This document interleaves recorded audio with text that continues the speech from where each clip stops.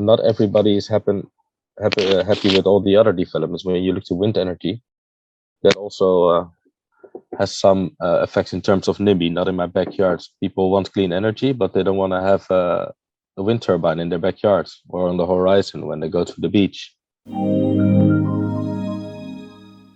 A lot of our audience is very curious about what the EU is working on regarding the green topic and the possible connections it might have with China. So our first question is, what is your city, The Hague's, and Netherlands' current and long-term strategy on green energy? I think we have to start in Paris. Many countries have signed the Paris Agreement that we want to decarbonize the world as soon as possible. And the Netherlands is complying with this as well, obviously. So for the Netherlands, this means that we want to reduce our carbon with 90% in 2050 compared to 1990, and 50% in 2030 compared to 1990 as well. So that's the National Climate Agreement for the Netherlands. So that's something that we are working towards. Coming down to the city of The Hague, first of all, there is the industry in The Hague, all the companies that are contributing to the energy transition. The other point is the city itself. How will the city develop its own energy consumption? When you look at the industry, The Hague has always been a city of oil and gas companies. It used to be the headquarters of the global headquarters of Shell. Actually, they still have a big presence. There's companies like Total Energies, Wintershall, Neptune Energy, a lot of oil and gas companies in the past. But these companies right now invest a lot in the renewable energy as well. So what we see is that all these big companies are going through a transformation, and the city of The Hague, of course, tries to at least help companies promote and work on these industries.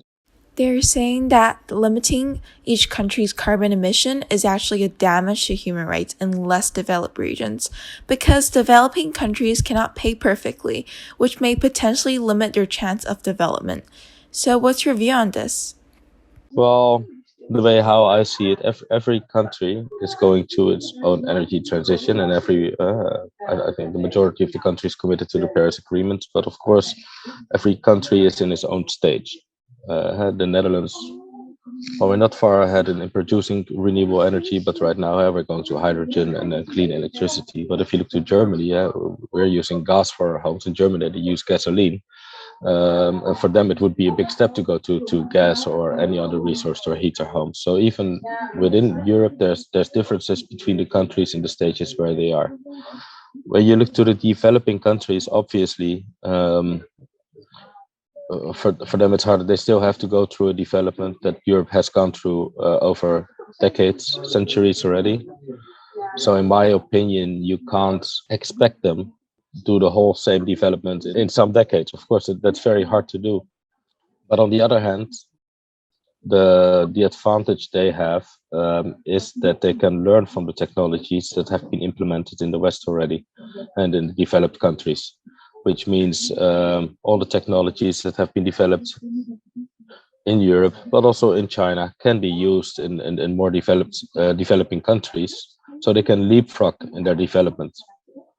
So that means they have to take less steps to get at the same place where we're trying to head towards. But I also believe that the developing countries should help them with it. Some countries are just less privileged and have to be helped. So it's a global issue. You can't see the energy transition as something of a country or a city. It's something we will all have to deal with. We need to help each other with that. So recently, I've heard from the news that there's been protests from Holland farmers. So do you know what the cause of this is, and how has it been dealt with? Well, that's quite a complicated topic. I'm not 100 specialist in this topic, but what it mostly comes down to is that this is an issue about nitrogen, especially with the agricultural sector, especially with keeping cows and pigs. That causes a lot of exhaust of nitrogen, and the nitrogen has influence on the biodiversity of natural reserves actually. So that means that several plants will get a little bit more prevalent, and some other plants will disappear. This is not a new problem. This problem has been here for several decades. But to be honest, it hasn't been resolved by the government or the industry. Now the government realizes it's a big issue because we also have to comply with the European regulation, and they come with some very strict policies that will actually make it impossible for some of the farmers to continue their work. But maybe there's different solutions than just seizing people to do their work as a farmer, and maybe more work on the biological farming, etc. So it's a complicated topic, and this will be a discussion for the coming weeks. I heard that you mentioned about natural gas. So our next question is, as Europe is striving to turn to renewable energies, some countries have become more dependent on natural gas. So is the war in Ukraine speeding Europe's shift to renewable energies? And how has it affected Holland in particular? The Ukraine war absolutely had a big influence on this because a lot of countries rely on natural gas from Russia. So for the Netherlands, it has some mostly impact in terms of gas prices because it's more or less a supply and demand issue. With a lower supply, the prices just go up. But it's also an issue about energy security. So what you see is that a lot of countries right now are rethinking their strategies because they don't want to rely on other countries' energy resources anymore. They want to produce more themselves. You see the whole field of natural gas is waking up, shifting, going through some stormy weather, to say so. But the topic of energy security is high on everybody's agenda, and it will be for quite a while. But I don't think the consumption will go down very much in the near future. Natural gas is still a conventional source of energy, but if you listen to all the specialists in the industry, it is the transition and energy. It's much cleaner than gasoline. It's much cleaner than coal.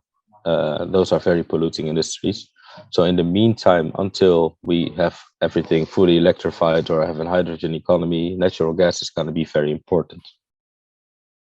For some countries, a step toward natural gas is actually decarbonizing. So if you go from coal to natural gas, it's a step forward. But in the end, it's not a long-term solution, but probably a solution for the coming decades.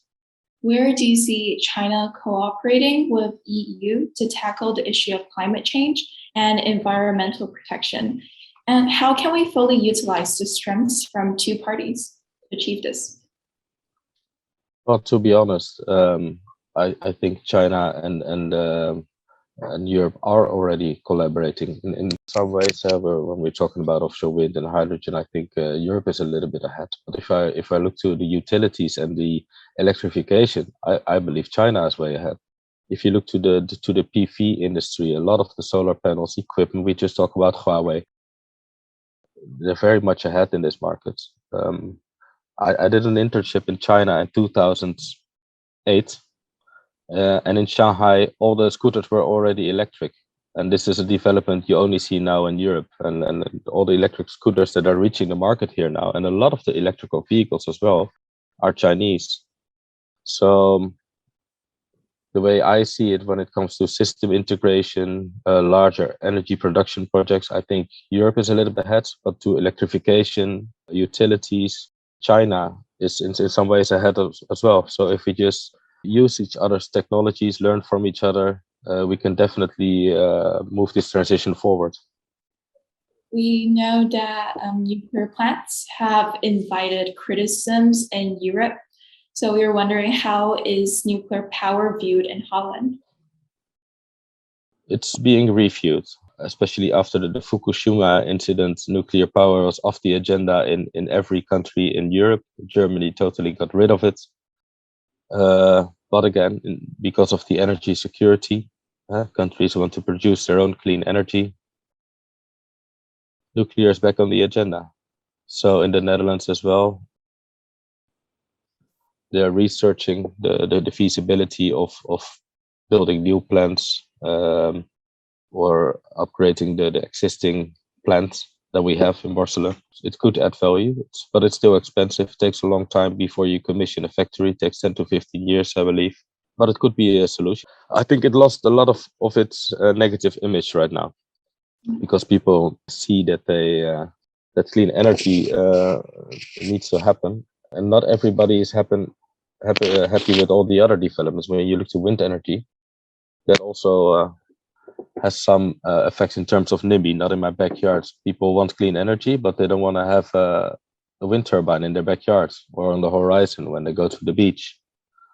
And the same may apply when you have geothermal wells to heat your homes. Somebody's going to drill close to your home. People might get afraid of it, which is not necessarily true, but the perception is there. So people will have an opinion about it. So that's why the topic is being revisited. And in the coming years, we will learn whether or not we will build some new nuclear power plants.